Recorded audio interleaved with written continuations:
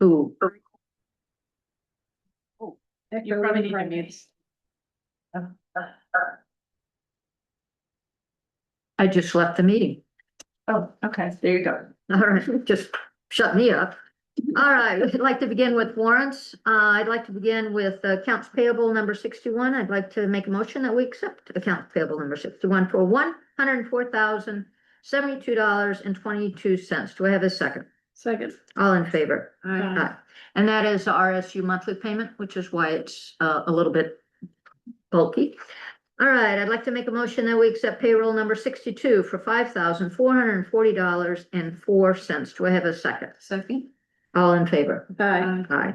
I'd like to move that we accept accounts payable number 63 for $47,412.79. Do I have a second? Second. All in favor? Aye. And by the way, that includes an audit. We do have a yearly audit, and I recently read that there were quite a few towns who haven't had audits in years. We do have a audit. We do have a audit every year. And so we're totally up to date, and we already had another one this year. So in case, I wanted to make sure we highlighted that. I'd like to move that we accept payroll number 64 for $3,108.49. Do I have a second? Second. All in favor? Aye. Aye. I'd like to move that we approve accounts payable number 65 for $11,372.58. Do I have a second? Second. All in favor? Aye. I'd like to move that we accept payroll number 66 for $2,369.48. Do I have a second? Second. All in favor? Aye. Aye. I'd like to move that we accept accounts payable number 67 for $9,184.67. Do I have a second? Second. All in favor? Aye. Aye. And lastly, I'd like to move that we accept accounts payable number 68 for $2,066.71. Payroll number 68 for $2,066.71. Do I have a second? A second. All in favor? Aye. Aye. And the reason we had so many is because we're meeting every 2 weeks. We always have two, and we didn't meet 2 weeks ago because of the storm. Ashley was still able to pay bills and whatnot, but because we had approved them in writing, but not publicly here. So that's why it was a bit much. All right, next, I'd like to see about approving our minutes for January 12th, 2026 select board meeting. Do I have a second? Second. All in favor? Aye. Aye. All right, we're through with the warrants, we're through with the minutes, and as I said, those of you who were already here know we have switched up the agenda, and we're going to start with our committee reports because there are a couple of members that need to go early. So we're going to start with a neighbor to neighbor report, then we have our planning board, our history committee, and then our deer committee, and then we'll go to citizens issues. So that'll we'll save that. So let's start with neighbor to neighbor, a brand new committee. Right. And who are you? I am Neil Stanton, and I'm the president of the new committee, Neighbor to Neighbor. And I think, as most of you know, Helping Hands finished up fundraising at the end of 2024, and they've provided a lot of social services over the years to the island.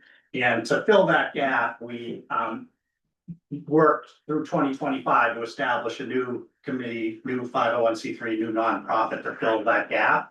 And we've had a core group, so I'd like to recognize the people that have been part of the core group to establish Neighbor to Neighbor. So Mary Denzer, Bonnie Hamilton, Karen Stanton, my wife, Judy Pagan, Kathy Henderson is here, treasurer, and like to give special thanks to Donna as the GA for the town, and she was the driving force of really kind of staying on this to recruit people and move it forward. So I'd like to give special thanks to Donna. It's been a real team effort to get this up and going.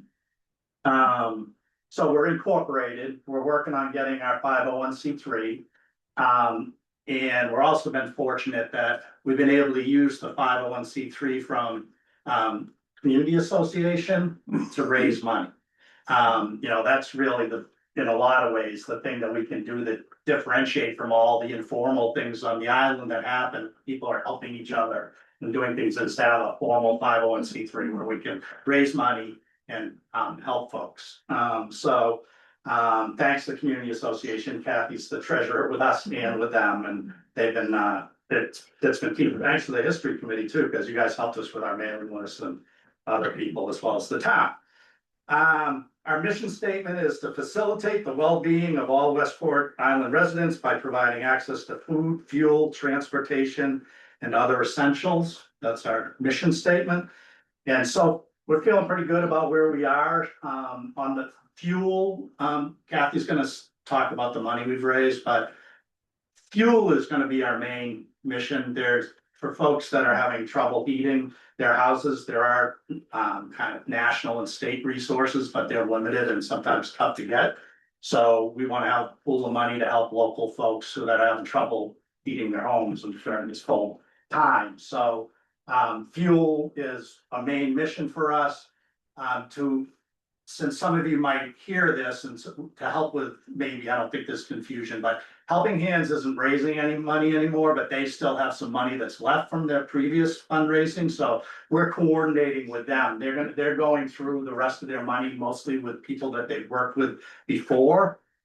And when they run out of money, they're gonna work to transition their folks to us, and we're coordinating, cooperating. We're helping people with heating needs and they're helping with people with heating needs, but it's all gonna transfer to us and we're the fundraising element.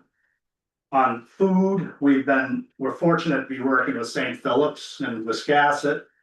It's been a great partnership, where we go over there weekly and, we can deliver food to Westport Island residents. So if anybody that needs food, we're doing weekly deliveries to them, and St. Philip's gets a lot of food from Hannaford, Shaw's, local farmers, a lot of food, really good. And there's 6 families right now that we're delivering to. There's also a food pantry there on Thursday, so that's also available for folks. So part of this about talking about it is we try to get the word out as much as possible, but all you folks who know a lot of people, anybody that needs help with food or fuel, rides. So we're not always gonna be kind of directly involved, and we want to work with partners as much as possible. And a really good one is Fish. It's a ride service out of Newcastle. So they have all the infrastructure in place for rides, around scheduling and insurance and matching folks up. And right now we have drivers that in Westport that would be available to give out rides to people in Westport. And the drivers can decide if a schedule comes out, they can say if they can do the ride or not. So anybody who needs rides, we should be referring them to Fish, which has always been it's always on Westport Facebook historically, need a ride. And this is a really, really good service and it's super efficient. And then we're doing things like adaptive equipment. We're gathering up adaptive equipment, crutches and such. As I said, we want to work with other people too, and we're partnering with people like Kate Studley did a food drive, and Carol Norse doing snow buddies, and Donna does the woodchucks, and with other people, the town does woodchucks, and we've had United Way. And so a big part of this isn't just us providing, it's us kind of working with others and referring people and just being aware of what all the social services are. So that's some basics on it. I'm gonna kick it over to Kathy just to talk about the finances. Papers here. Get it on each other. So, I just want to break this down. We sent out a mailer, I think before Thanksgiving, and asked for donations. And as of 2025, we've had 108 people contribute. We had 6 donations. And we paid out just a little bit in money, $1,271, but we had in 2025 collected $27,171. And in 2026 so far, we've had 10 contributors so far, 1 donation. We've paid out $542 and we've made $1,833. So our total funds for the year that we have in our account is $28,461.56. So 25, 26. So What's the quite a bit of money. Yeah, that's what I was gonna ask. Obviously, as Neil said, the other group still has some money that they're paying out as well, so we're kind of matching up new people to this money, as it becomes available. We'll just keep doing that. So what was your question? Oh, what was the difference between contributors and donations? We had some donations, we put out a collection, I think when we had the, at Sasanoa. During the summer, And then there was a yeah. Democratic thing that met last week and they passed a hat and we just got some donations, so they've just been donors. We got some from, Anonymous. yeah, we got something from, Hannaford gave us a donation. We got something from the church downtown, so they've just been general donations. Okay, as Yeah. opposed to like a person writing it Right, back. right, instead of you giving me $100. Yeah. We just got $100 in change from people. Yeah, okay, thank you. Nice. And we so appreciate the having this information. Thank you. Yeah, you're welcome. But by the So, way, Neil, one of the things I wanted to say too is one of the fish people is Trevor, Well, that's true. who is right here. Hey, Trevor. So he did take, yeah. Please. Good. Yeah, so, if there's any questions, but just ask people to spread the word. We're available. We have funds. We want to help. And also thanks to the town for letting us use the town offices for meetings and receiving the mail and such and so forth. So I don't know if there's any questions, but that's our report. No, but thank you. No, Yeah, thank any you. questions? Thank you for doing what you're doing. No. We really thank you guys for taking the lead on this, because we know it's needed, and it takes a while to get organized, so we're almost there with the 501. Yeah, So, great, great. making good progress. Yeah, so thank you, and I know you two have to go, even though I know you want to hear everybody else. Okay. But thank you. Yeah. All right, planning board is next on our list, mid fiscal year update. And we have our chair here, Mr. John Henderson. Good to see you all. I guess I should stand up. Thank you. See you. So, the planning board has had its usual, flow of work in terms of peer applications. And, we had the one application for the change of the CMA zoning. That was followed up with, another, application related to the CMA zoning. But really what we've been spending probably most of our time, is looking at the ordinances, beginning to revise ordinances where we see obvious defects. And we've, ask the members to take on special projects, things that they're interested in doing. And I think, I'll pat ourselves on the back. I think it's been very successful. The most successful illustration is a project that, Nick is working on with Demi and, Mary Ellen, and well, I think everybody's been involved in it. And that is, starting with just the basics, we're supposed to have a map, the map that is kind of an anchor and most legitimate piece of information, resource that the town has in order to guide what we do. And believe it or not, we couldn't find the map. I found it. Until recently. Yeah, we have it. As of the last meeting, it was announced, and to much joy and celebration, that we actually found the map. And Oh. in fact, it's been there all along. Yes, yes. It's been there all along. It was never really It was lost. actually gone. It was just so old and outdated. I was like, this can't be it. Yeah, It- yeah. So, can't be the newest one? Yeah, yeah. Well, what's exciting about that is that now, we now have a very solid reference. And we also recognize that there are layers of information that you just can't slap on this, piece of cardboard on the wall, especially in this day and age where everything is digitalized. So the challenge now is to actually have a map that is most accurate and also user-friendly and available to us online. So this project doesn't really have a clear target yet, but the fun part is that the process has started and things are beginning to percolate to the surface as to how we can do what we do a whole lot better. April has been instrumental in working with us on the ordinances and finding areas where we've got some gaps and we're missing some missing pieces. So that process goes on too. One of the really fun parts of the job, of course, is working with the public, working with the residents, with the applicants, working with vendors, if you will. But that has also presented challenges because oftentimes folks come to us and say, not only how do we do this, but will you do it for us?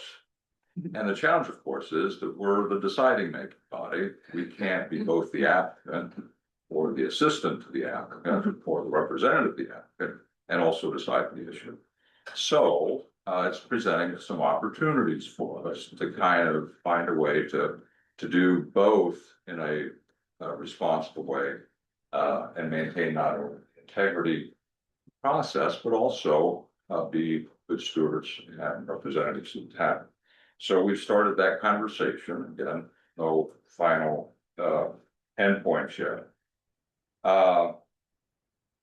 Along the way, we continue to find little gaps in the way we think things are done and the way things should be done.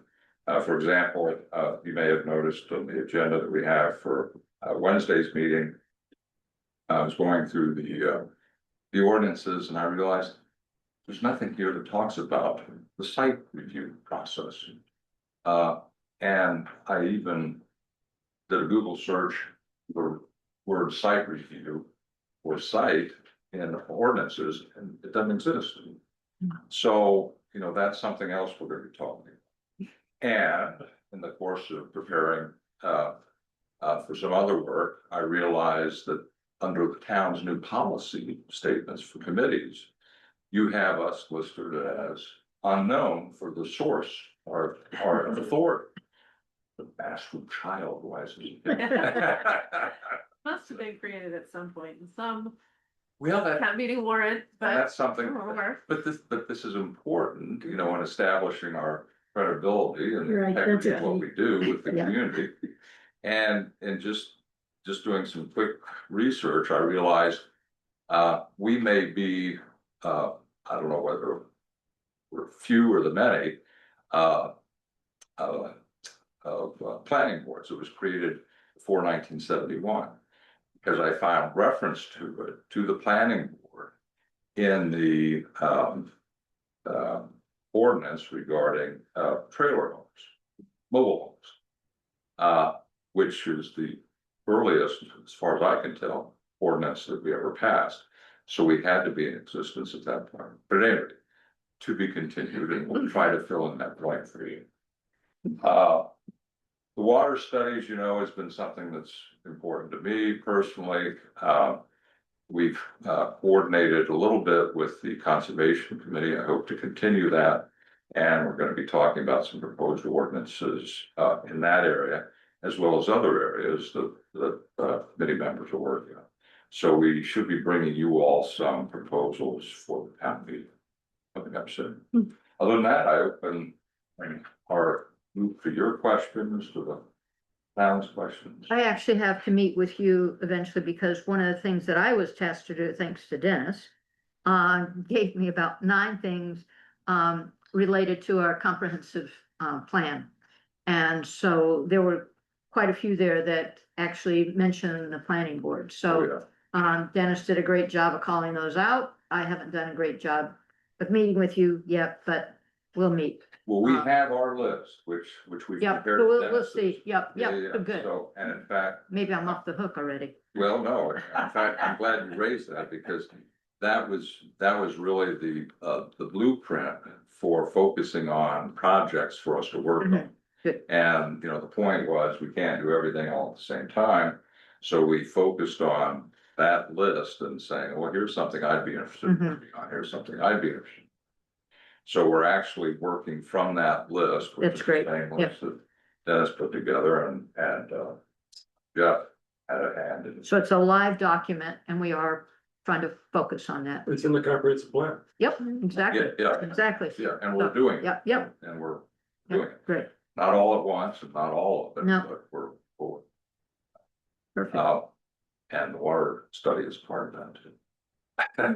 Putting in a quick. plan. Okay. Sure. Do you anticipate that you're gonna have ordinance discussions or questions that come up to the point where we should have educational pieces for the public before our town meeting, like we've done Oh, the last absolutely. 2 years? It's on the agenda for Wednesday to, bring what you've got. And so we're gonna start that process. So I really hope, again, kind of keeping close touch with the date terms and timings. But, I'd like to have some concrete proposals to you from our group. Maybe not by our next meeting, but so that would be, February March, meeting. April, so certainly by April.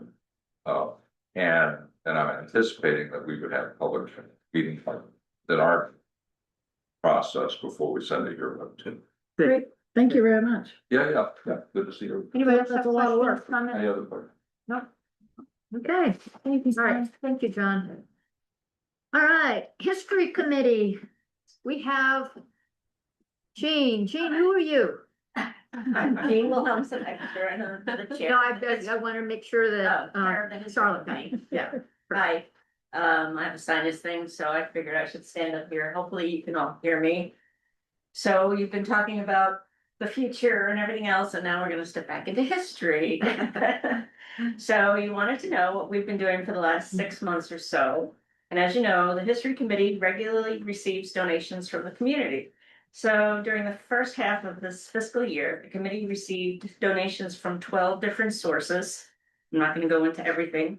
These donations included digital donations of photos, so people don't want to give up their photos, their albums and whatever, so we just scan them. And those included photos of the Dow family, the Carolyn Dow family, the Garland and Hanley families, the Murray Greenleaf family, the Doggett family, and then the old Hopkins place. We also received donations of artifacts as well, including an inkwell found on the center school property, old keys and deeds from the old Brooks farm, 2 Tarbucks family clocks dated from the early 1800s, insurance and deed documents related to the upper steamboat landing and the lower heel mill, early 1900s kitchen tools and mill tools from the Heel Cove House, a 1980 copy of Downey's magazine with a piece on the Squire Tarbuck's Inn, and a watercolor painting belonging to the Siebert family. So then the committee has to take in these donations and accession them, and then we have to store them, and we have to basically process all these donations. So we scan images, store digital copies in our Dropbox account, and then catalog it, which is our collections management program. Besides the ones that I've just mentioned, other items that were processed this last 6 months were transcriptions of letters in the collections of Sarah Tarbox, William Heel, Jonathan Garland, and Bessie Greenblatt. Audios of oral histories were also cataloged, told by Russell Phipps, Shirley Greenleaf, Teresa Richardson, Evelyn and Arthur Rush, and Arthur and Clara Cromwell. An oral history of Sally Howe was recorded. An inventory of the Westport Community Association collection was conducted. So they had left us years ago, I don't know, 6 bankers boxes filled with I stuff. remember those, yeah. Finally got through it, looked at it. It's Yeah. not all completely processed, but it's all inventoried anyway. Also, right now, genealogical profiles of everyone listed in the cemetery book is underway, being entered into catalog it. So we will populate all that information under people. So the database of catalog it is not just photos or audio recordings. It's all sorts of information. And so as of January 2026, there are 145 collections and more than 1,500 entries into cataloging. So in other business, Dennis wrote 3 articles for the On the History Trail column for the WCA newsletter. And research continues on Fort McDonough, thanks to Dennis and John, and other topics, some Revolutionary War stories that we're trying to put together, with plans to share this information during the upcoming summer programming. And then, as you know, in July, the select board visited us. And during that meeting, we reviewed the purpose and budget of the history committee and also nominated history committee officers. And then the board asked if there was a need for both the nonprofit Friends of Westport Island History and the town committee. So then the next month in August at our meeting, we discussed that topic. And the consensus, in case we hadn't told you, and all this information is in our minutes for every month, that our memorandum of understanding between the committee and the Friends is very clear about their differing roles. And the preference was to continue as 2 entities because the town committee is the steward of the town's history collections and is also more targeted to history research. The committee provides more stature, guaranteed longevity, which is very important, and protection of the town's historic collections. If at some point in the future, the Friends becomes inactive. And that has actually happened in both Edgecombe and Saginaw historical societies. They were inactive for periods of time with no backstop, and it caused the inability to locate or access historical records, some of which we've been trying to get for years and we still can't. And the memorandum, just so you know, of understanding is clear on the roles of the 2 entities. The history committee oversees, collects, preserves, and stores Westport Island's historical documents and artifacts owned by the town. The Friends of Westport Island History educates, communicates, supports research, acquires documents and artifacts, and conducts fundraising to further the collection and preservation of Westport Island's history. That said, in October, we amended the memorandum of understanding, which we're still going to continue to do, but this was in order to apply for a Maine Historic Preservation Grant, which would help support the preservation needs of the town hall. The History Committee added to its role the responsibility to promote the preservation of town-owned buildings on the National Historic Register. Yeah. We will probably continue to massage that a little bit, but hopefully we'll get that around. So then, History Committee financials, in the past fall, our Dropbox subscription was renewed for $120 approximately. Our Maine Archives and Museums subscription was renewed for $40. Our Catalog subscription was renewed for $540. And in December, archival supplies were purchased for $820. In June, the town voted to provide $900 to the History Committee for this fiscal year. Due to the larger than normal order of archival supplies, we've exceeded that amount, and the committee voted in October to use monies from our capital reserve account to make up the difference. So currently, there's about $2,600, I believe, in the capital reserve account. So that archival order was really needed. And I was just reading when we got some of this WCA stuff, we got a whole outfit for baseball team back in the 50s or something. And it's been sitting in this plastic container that's not archival. So we actually bought a box, which probably costs more than the uniform for sure to put it in, but now it's safe and secure. And we figured we did it because we were going to have to go through everything anyway this time, you know, with, speaking of which, last but not least, moving the collections. In December, the whole town's history collections were wrapped up completely and moved to safe locations within the History Center in preparation for the building's renovation. Thanks goes to the History Committee and Friends members and many community members for lending a hand. And we'll soon be relocating the collection within our newly renovated space. But yeah, so we got a lot of boxes and we got lots of stuff to put in them. Jean, I just want to say that this presentation was so clear that it's a history committee. Where last year, remember, I think you did the history committee and Mary Ellen did the Friends, and it felt like it was the same presentation. Oh, okay. This is so clear, and when you're talking about donations, you know, you're clear, this is historical stuff that you're, so Mhm. it was very clear to me that, this is. Okay, good. I mean, It's a separate- tough because it's the same people doing it. Exactly, exactly, mean, but you have a very different purpose, and what you were describing was all the things that belong to the town that you're trying to preserve.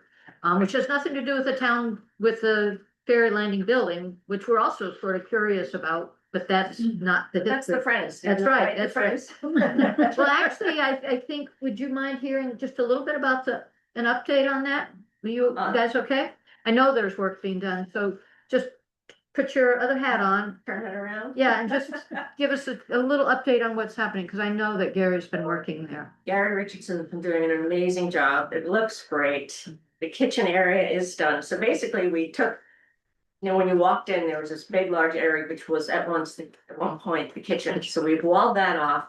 That's becoming our storage area. So hopefully 85 to 90% of everything we have that's archival will go into that room. There'll be a few things that won't be able to fit, like we can't even move we have a fireproof safe that weighs a ton, so that's staying in the other room where it is. But, so anyway, he's getting very close to done. A lot of the walls have been painted already. There's flooring to be done and I think he may have finished the ceiling work. I haven't been there in a week, but we're designing things now, and Gay and I have gone through everything as far as where we think everything can go. And it's funny because it's the same amount of space, but I think in the end, it's gonna be really so much more efficient. And The flow is better. yeah, you know, I don't know, it's amazing. Certain rooms look so much bigger now, fortunately, because there's no furniture in them yet, but. Is it as good as you had imagined it? Yeah, actually, I think it's gonna be better. I'm really impressed with, Good, you know, with just reusing some of the cabinetry. The kitchen's turned out really great, and I mean, it's not a big kitchen or anything, but it's just kitchen area. And we'll have a space, maybe not quite this big, but we'll have a community room that people can meet like this if need be, or any committees could meet, have it there. I don't know if it's easier to be towards the other end of the island. So, we'll see. I'm sure we'll, you know, put everything back and go, oh, we need this, that, and the other thing, but. So Anyway, you described a whole lot of work that you've done over the last year as the committee and as the friends. Give me an idea. How many actual people are there doing all this work? well, you know, Gay does the work of about 6 people. Yes. So the most efficient person in the world. So that's 6 right there. I don't know, pretty much, you know, all the primary people are doing work. Ken Stanton did a ton of work on the preparation and the design and everything. He's a good person to keep everybody moving and motivated and whatever. I mean, all the primaries in both the committee and the How many friends, members which are are the there? same. I'm sorry. How many members are there? Oh, well, An estimate. 110, but no. How many active members? Well, one thing interesting is that we have people that are active who aren't necessarily members, Mhm. and are doing work. right. We got more volunteers now actually doing archival work. Yeah, we've got, actually in this last year, we've really bumped up a number of people that have joined, and well, you were there there were a number of new people the time in July that you came, Mhm. that have all been active and, coming out and help, you know, the Harrises have come out, you know, Mara's always involved in stuff, you know, there's a dozen primary maybe between the two organizations, but then, you know, Gay gets on the phone and says, you know, she knows that, Kim Valinsky paints. She calls up Kim and says, hey, you want to paint? You know, that kind of stuff. So there's a lot of community members who, if you just ask them, they'll, you know. And Dee Dee paints on her birthday. Yes, yes, you mentioned that, yes, yes. Anyway, yeah. I think it's great. We as a board are very grateful and thankful for Mhm. everything that gets done there. It just amazes me how much work gets done. Mhm. Mhm. Yeah, well, it's an interesting group in my mind because everybody has their kind of specialty, Mhm. and it's amazing how it's worked so well, really, wouldn't you say? I mean, Yeah. I just with numbers, like you do numbers, you know, all the history research that you do, guys, you know, it's really great. Yeah, and you, if we call it a report, that was fabulous. Thank you very much. Right from our minutes. Well, it was some effort, I can tell that, and I appreciate it. Anybody else? Bore you too much, no? No, no boring at all. Anybody else have comments or Oh, yeah, any questions for Jean? No? Okay, thank you so much, Jean. And I'm so glad you came live and I'm glad we postponed. Better. Yeah, yeah, I just like live. All right, we have a new committee called the Deer Committee, and that's not DEAR. And so, Yeah. go ahead. Ad hoc Deer Overpopulation Committee, right? Is that what it is? Night, guys, thank you. Thank you. Yeah, so the committee met for the first time on Friday. And it was a great meeting, actually, bunch of really enthusiastic, they basically are all hunters, so that's their thing. Backing up a little bit, it was in November, we had the state biologist come and talk to us about deer. And that kind of started the ball rolling, and then we made the committee. And he gave us several suggestions for how to manage the deer population. The first easiest thing was to extend the archery, the bow season. Currently, if it's not an extended season, it's just October, I think. Yeah, well, But if it's extended, it goes from September to December. So it's a lot longer period of time. And the other options were just way more complicated, and some were not even really Anything we want to try. logical, yeah. So in discussing it with the members of the committee, being hunters, their first thought was, well, if Westport Island applies for a extended bow season, that means that we'll get pretty much inundated from hunters from like all over, knowing, and that was a concern of theirs. I echoed, I was the only one there that was not a hunter and was sort of, from the homeowner's perspective. And I said, I think that with homeowners, it's that feeling of, kind of strangers, kind of on their property and hunting.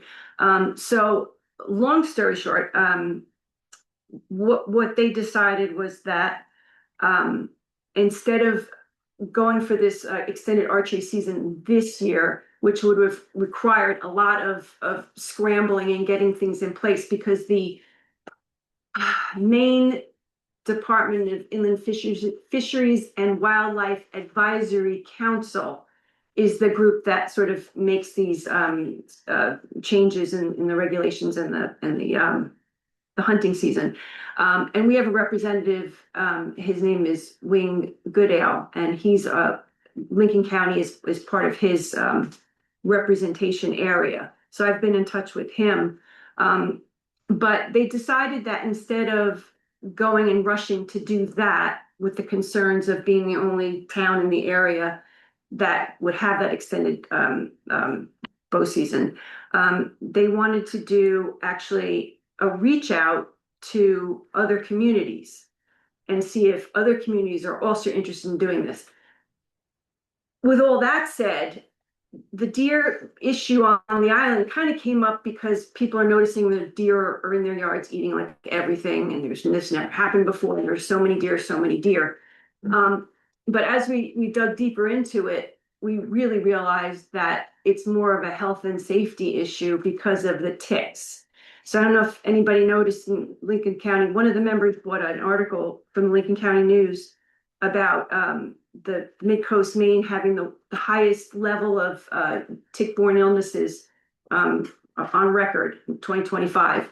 And I think Georgetown, somebody else mentioned, I don't know, secondhand, but Georgetown, I think, was like the highest incidence of tick-borne illnesses on the East Coast or something crazy like that. So the deer are a part of the reproductive cycle of the tick. Everybody thinks it's mice and squirrels and stuff, but they need the large mammals, not just deer, but large mammals for their reproductive cycle. So the deer are a huge part of spreading ticks on the island. It's not just about your flower bed.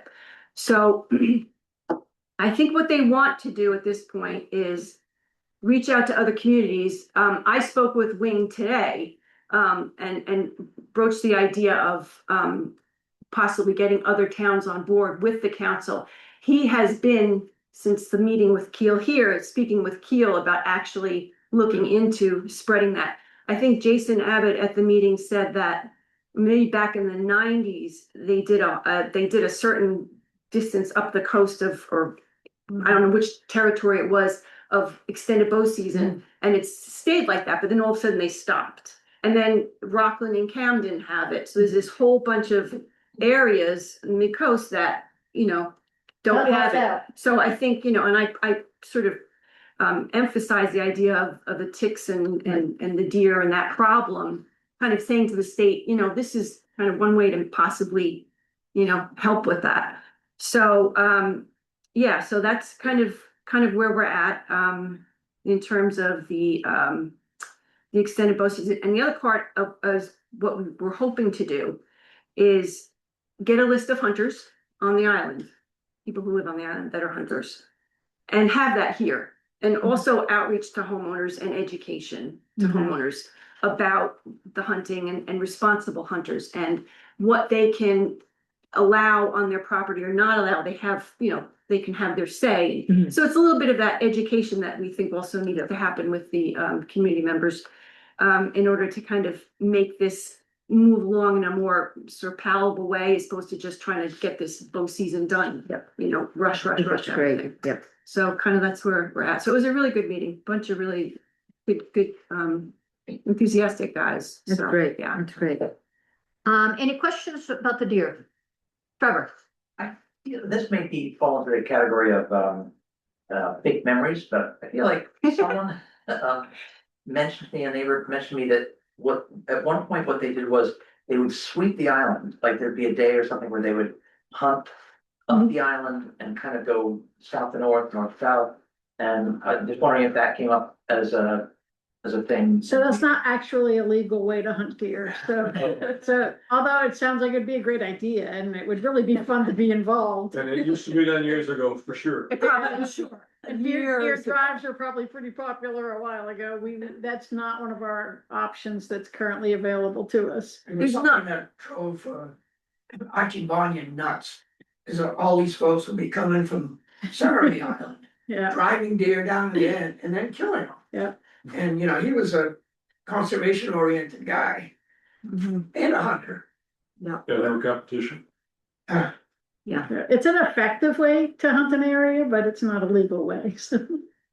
It's not on, And what's- not on the table. The gentleman from the state, from the advisory council said, and he was talking to Keel, interestingly enough, sometimes hunters don't want this kind of extended bow season because it's harder to hunt. When it's packed like this and you have a lot of deer, it's obviously a lot easier to hunt. So some hunters don't want it. So it's a kind of a real mixed bag. So hard to say where it'll go. But once it's done by the state, the extended bow season in an area, it's in perpetuity until something possibly changes in the law. So if they did it, just good responsible hunters. And I really liked talking with them because, I think that's who people need to see, and find out about that they're not all, bad guys coming on your property and killing deer and doing heaven knows what, but yeah. So And we're thank a you. little bit unique because we're an island. Mhm. And as Keel Kemper, who is the wildlife biologist that was here, said, the deer can swim, but they generally don't.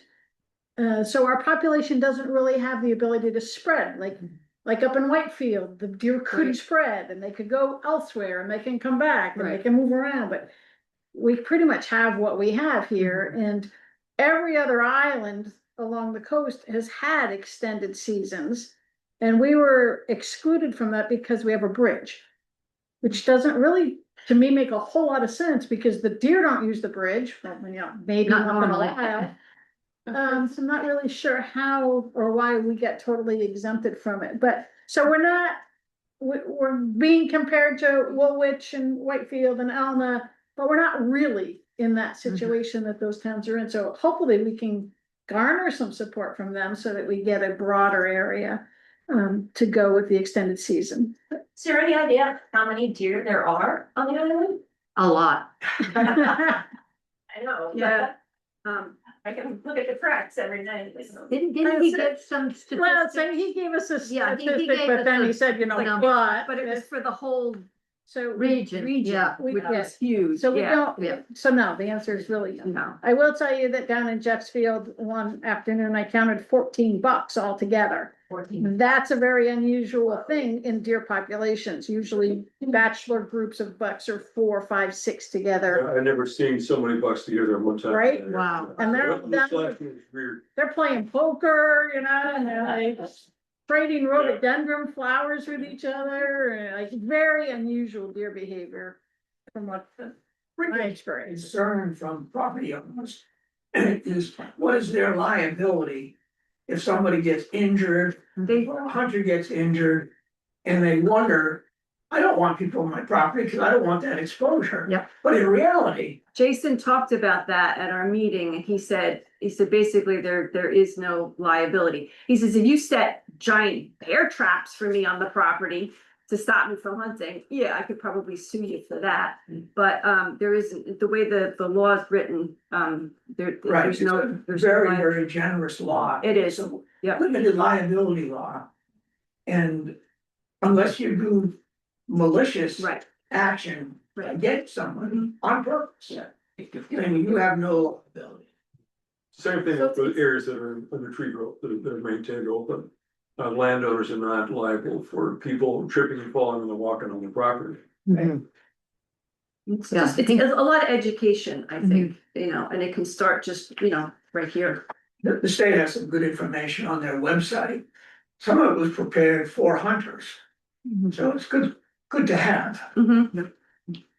And I think too, the introduction of the idea of hunting for some of our newer folks that are from places where maybe hunting wasn't a tradition. Mhm. You know, and education is key Yep. because there are a lot of really good hunters. There's really good techniques for hunting. There's, you know, there's safe ways to hunt. There's also programs, there's a program called Hunters for the Hungry.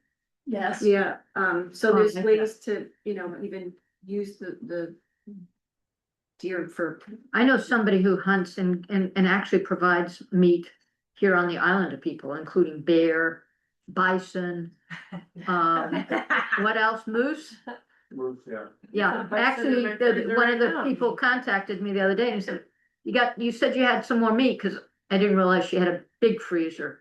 So I put a little bit in my freezer to hold it. tell them why you give it away, Grover, come on. Well, I have to give some of it away because if I don't, I'll have too much meat to want to go hunt. So I got really, I get 5, I think, big, heavy bags of all, well, professionally cut meat that, I've been donating, and there are at least a couple people that I know. So if anybody else knows of anybody that's interested in bear, bison, what else? Moose, Well, I have, deer, Moose, I don't know how much I have left. yeah, I still have a lot of buffalo. buffalo, yeah. So anyway, or if you haven't tried it and want to try it, Grover's the guy to talk to.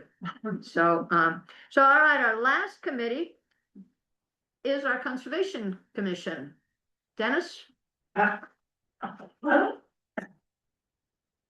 have notes if you want to sing along. Perfect.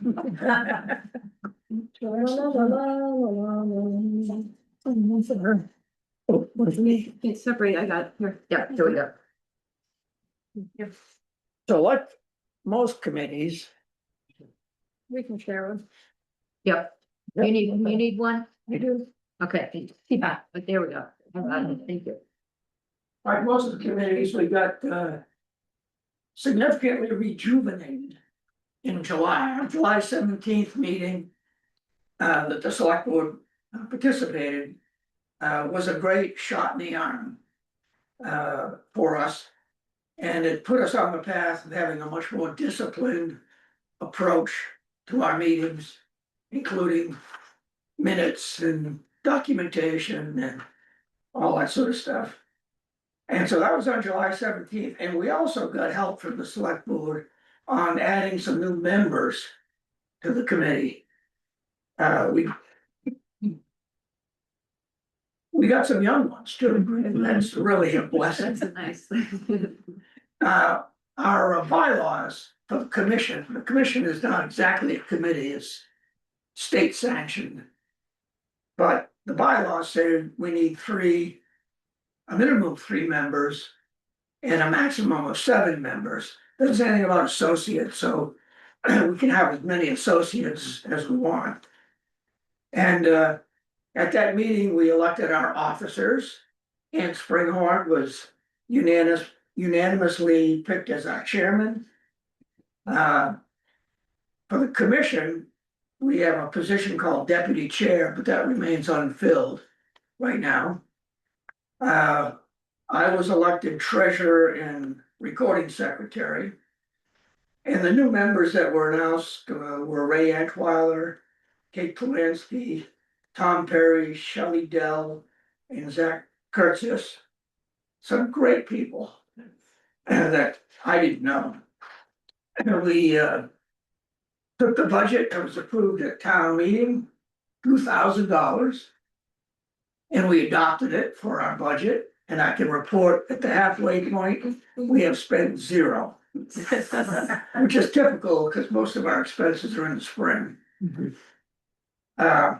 We established, subsequent meetings, we established a series of priorities. The first priority was the groundwater study. As you know, we had a grant to study the groundwater and the effect on wells and the effect of septic on wells and groundwater. And so having finished that study, we're now in the implementation of recommendations part of it. And the first recommendation that we're attacking is education. And the intent of our education is to really communicate to residents, particularly new ones who've never had a well or a septic, what these things need for care and feeding. And so we're reaching out with that in the first step. Donna handed out a copy of the GCA newsletter. WCA, sorry. Yep, that's okay. WCA newsletter that kind of announced the plan going forward with periodic articles that talk about elements of protecting our groundwater. And subsequent to that, we hope to have a guidebook of some sort or a pamphlet and possibly on the town's website as an alternative that people can reference going forward. Because right now, there's really nothing a new resident can reference. So we have another priority, and that is to encourage more recycling. And we got one on invasive species and pests. We talked about deer. And the other priority is land acquisition and conservation. And our first action there was to issue to the members an inventory of what land is conserved. Now, there's a total conserved land on the island is 529 acres out of roughly an island scale of 5,640 acres. So that gets us at just a shade over 10%. And going way back, George and I argued about how much conservation is enough. We said about 10%. But I think we can do better than that. Now, of that, by the way, the 529, 422 are publicly accessible, that preserves, Plow Point, town-owned property. And that gives us 7.7%. So that's the one I measure by to get to 10%. We have a couple of projects that we reported on in work now. One is a parcel at Heel Pond. It's a 27-acre parcel, abuts the east side of Heel Pond. In coordinating with the land trust, they have raised all of the funds needed to acquire that property. And they're in the process of acquiring more funds for the long-term stewardship. Was it all project at Meadow Pond? We have 3 parcels on the west side of Meadow Pond. And this is a parcel on the east side of Meadow Pond. That would be a donation. It's about 17 acres. And that'll cover both sides of the Meadow Pond. Most people don't know where the Meadow Pond is. It's in the middle between West Shore and Post Office, and it's a very pretty spot. Good for hunting, I'm sure. And then we'll continue to follow the community action grant completion. We have a number of committees that have been established, again, with the urging of the select board. We've got Island Cleanup, which is being led by Kate Kablansky. We have the Powell Point Maintenance Committee, Tom Perry. The Groundwater Protection and Outreach and Education Committee, Dick Tucker. Recycling and Municipal Waste, Zach Kurtzis. And our favorite 2019 Comp Plan Strategy Implementation, which I'm taking the lead on. And the other priority, last priority, is the sea level rise adaptation for the town infrastructure and private properties. We finally have modeled in on our town website under the tax map page. If you bring that up, you can find sea level rise scenarios. And there, you can click on the scenarios and you can see how much the water comes up on the properties. You can zoom in on any property you're interested in. If the property gets wet, it turns bright red. If a road gets wet, it turns bright red.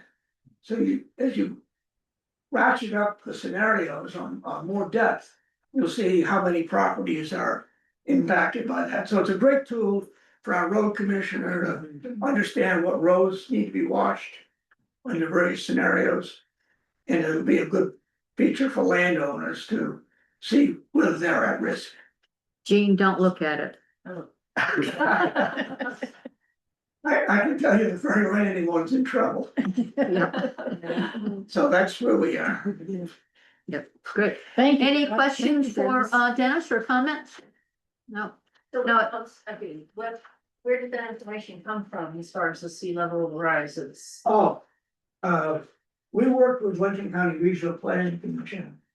And they assigned somebody to update a model that had been done several years ago. And it's a great model. And they did a great job creating what's called a KMZ file, which we then transferred directly to our tax map provider, website provider. Did you mean where did the data for where the water Yeah, be for- rising from, Oh, come from? Yeah. the Yeah, scenarios come mainly from the state.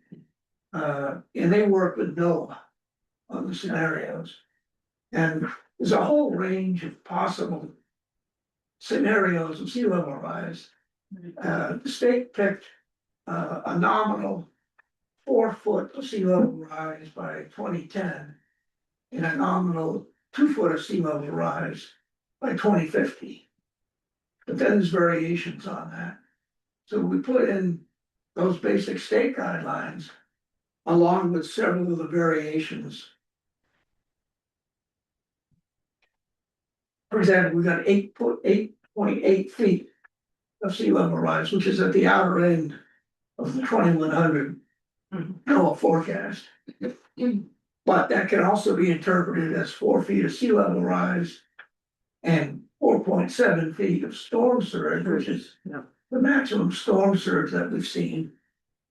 Plus 1 foot of freeboard, which is what the state wants, the DOT wants. If we do a change to the causeways, they want to make sure we have, if they pay for it, they want to make sure there's 1 foot of freeboard. Which means under the worst case, you've always got 1 more foot. oh, jeez. That's pretty high. Any other comments or questions for Dennis? Thank you, Dennis. Nice report. Thank you very much. Yeah, Anne was gonna do that, and she can't make it on Mondays, and Dennis was willing to jump right in, so thank you, Dennis. All right, that's next week or 2 weeks from now, we have a couple of other committees. We have the Shellfish Committee, and we have the Cemetery Committee for sure that I know will be coming up. So we're trying to make sure that every committee has a chance to come in and do a mid-year update on what's been going on. All right, citizens issues. Do you two just want to visit, or I love it when you two visit, or do you have a specific? Better than walking the news. Exactly. Yeah, yeah. Really Trevor, far. you're just visiting. I'm just visiting, yeah. I love it. I love it. All right, and I love the fact that we have. One quick question. I can't remember because I don't think I was here. When is the town meeting scheduled for? Is it in June, the end of? Yes, June, 20, yeah, middle of June on a Saturday. hang on, I got the exact date here. You, yeah, Third Saturday? I believe so. I should have it memorized, but I don't. it's the 20th. Yeah. Put it on your calendar, 10 o'clock. 10 a.m. Okay. Be there. Did you come last year, Carol? No, because we were, I think you were away. I think Have you been? Yes. Oh, okay. It's the most exciting thing that Oh, I was there. In here, everything, it's tied. It was a tie, everybody. Oh, yes. Oh, yeah. It was over 3 hours long. Very It dramatic. was. Yeah, it was, Closer to I five. was like, yes, I couldn't get over it. it took a while to get over That's it. not the goal, honestly. Yeah, We're right. shooting for a little bit lesser. yeah, Yeah, the last one was great. The last one was yeah. pretty good. But we, we had meetings ahead of time too and tried to educate people, so thank you so much, Jean, for Yeah, coming. thank you, Jane. All right, we're not gonna talk about roads since our road commissioner is not here tonight. I think he's out busy doing roads. So we're gonna go into our select board business, and first is Jesse Roach LPA application. April. Yeah, so Jesse couldn't be here tonight, but he explained to me what he's doing here. He's had a lot of applications, but mostly because the Department of Marine Resources makes him do a new application every time he slightly changes something. Yeah, so what he's doing is he's putting these sort of baskets underneath his existing oyster growing cages to Goes grow. on Swamp Creek. Yep, to grow quahogs. Quahogs. Actually for the town, because the Shellfish Committee wants to seed various sensitive areas to try to overcome the green crab problem, because they eat the babies. So if you grow them up to a certain size, you can seed it. So Jesse is doing that with his regular farm, Experiment. and that's what these applications are all about. So if you ever go on Swamp Creek, not right now, but if you, I have driven by there and I've seen somebody out in the boat, and I think it's him, because they have to turn over the traps periodically, but he's got a whole series of traps right in the middle of Swamp Creek there. So yeah, so he has to have a license every time, they're whatever, they're caged. I know, I don't. Cages, yeah, they don't trap anything. Yes, they grow things. But there's some, but you put something inside a cage, so it's like a sort of a Oh, black thing yeah. that you put inside of another cage, so anyway, it's An interesting. incubator. Yeah, yeah. All right, so the next thing on our list is Andrew Quattrail Pier Ramp Float Approval. Anytime there's a new ramp or float, the select board has to come and we have two questions that we have to look at, and we have to look at the whether there's any hazards to navigation and anything, any problems with ingress or egress. And in this situation, it was basically the same exact float ramp and dock. The only difference was that they wanted to raise the pier, the permanent pier, 1 foot to take care of surge. So everything else was pretty much gonna stay the same, but we went out in the snow and ice, and they had all cleared for us. And yeah, and so one, I had the minutes, and I'd like to make a motion that we approve the minutes from that meeting that Lisa and I attended. So I make a motion that we approve the minutes. I'll second that. All right, all in favor? Aye. And we'll sign that. Are you abstaining, Kim, from that one? Well, what would you like me to do? I think she probably should. Yeah. Since I was a You long weren't ways there. You away. weren't there, you wouldn't be able to speak to them. Yes. And based on the approval of those minutes and based on the fact that the planning board also had to meet because the pier touches the land and so becomes a land issue. So the planning board met after we did. And they approved whatever they were looking at. And so now we're able to give a license from the town. So this allows Andrew Quattrail, and he's on what's his address? It's on Jerry Swamp Road, way.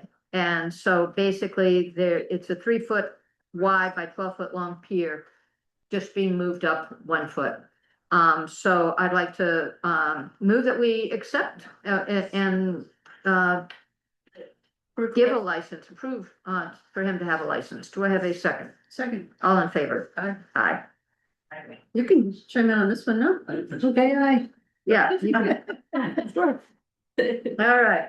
There's somebody on the Zoom, Paul, I'm sorry if I'm butchering your last name, Kufner, who is going to be applying, or maybe applying for the same thing and just joined to see what it's all about. So I think Donna, you did a nice job Okay. sort of explaining it without me even preparing you for that. But, Is Paul's my neighbor on Bay Shore? you there, Paul? He's there, but he's muted. Maybe he is at 115 Bay Shore Road. Okay. That's basically it. That's a. One of the other thing, do we have the town policy on the deer hawk? Deer Hawk? I'm reading and trying to do 3 things at the same time. So- I don't remember seeing anything about the committee. It should be in there somewhere, from a couple weeks ago. If you dig a little bit, I think it's in there. I know we have a ton of, unless it's in this stack right here. No, those are abatements. Oh, yeah. But I, Well, we won't sign it now, but, basically, you're just adding the ad hoc deer overpopulation committee, describing it and its endpoint, which is town meeting this year. we did that already. Nope, we talked about, but we, Well, maybe we don't want to end it. No, we- I know, now. Maybe carry over. well, to next actually, year. they said that too. So, Ja- so let's not vote on it then. Jason said that, he goes, this might be an ongoing committee. Yeah, it sounds like it. So let's not do anything. All right. I love it when we just delete. That was easy. All right, we're gonna jump to, March meetings and then we'll come back to abatements and we'll sign all those later, but that way we won't hold you up. March meetings, for our, and we meet every 2 weeks basically, and we'll continue to do that, I think, for March. When we get to May, it's like we have to meet every week because we're working on the warrant. Actually, I have meetings down here for March 9th and March 23rd. Yeah. I think we established them because we were looking, the RSU was asking. Oh, right. Yeah. Right. Yes, So we and, talked about that yes, and at the, the workshop. The ninth was somebody RSU comes. is coming and doing their yearly presentation. Yes. RSU 12, which is our school committee, our school. What do you suggest you not to now? I'm not suggesting anything. He actually does a great job, and he has to do it in every single town. And so we got him early, so he will do a presentation. Interesting process. So the last thing on our list is abatements, and we have quite a few abatements, and we'll work on signing those. But they're actually, we have to sign 2 copies of all of these. And the reason there are this many abatements. 1, 2, 3, 4, 13. 13, the 13 abatements, but it only totals $307 total. But the reason, $370? the reason, $307. $307.13 Oh my for god. 13 abatements. But the reason for that is there was a wrong unit price was used to calculate the taxes. So once that's discovered, we need to Right. reimburse. So somebody and- came in and questioned it, and so when we realized that it was wrong, we went back and checked the other properties and corrected them as well. See, that's what abatements are, right? Yep. It's either a mistake or it's not. And if it's a mistake, we fix it. And I can tell you, it runs from somebody getting $1.36 Yeah, it's not a lot. to somebody else, the highest is $54.90. But, you know, again, it was an error. basically from the town. It was a computer glitch, but if town has responsibility, then we have to work on, the abatement. So we have, to sign a whole bunch of abatements. So what I'd like to do, do I have to call these all out? Probably not. Well, I'll go ahead and do it, If because you by have the time we to- decide, I'd like to move that we accept the abatements for the following, taxpayers. A. McKinney Stiers, heirs of William Bunyan, Laura and Robert Bradford, the Bowman Family Trust, John L. Smith Trust twice, David and Betsy Forrest, the Froist Family Trust, Scott Bowman, David Bradford, Leanne Swanton Revocable Trust, 2 of those, and the Bowman Family Trust. Yeah, that wasn't so bad. You'll have to send me that. Yeah, I will. Do I have a second? Second. All in favor? Aye. All right, so we will sign all of those, but not keep you. So next thing is, do we have any announcements from anybody? I don't think so, kind of quiet. Yeah, it actually was very nice. So I'd like to make a motion that we adjourn. Do I have a second? Second. All in favor? Aye. Aye. All right. Thank you guys for coming. Yeah, thank you. And Trevor, we had a nice meeting this morning. This Oh, morning. yes, right, she was telling me. Yeah, She called me from Wisconsin. Or, where's Today's this the place? 9th. yeah, she told me, she said, I went to the wrong town hall. Yeah. I said, actually, there's a town hall and a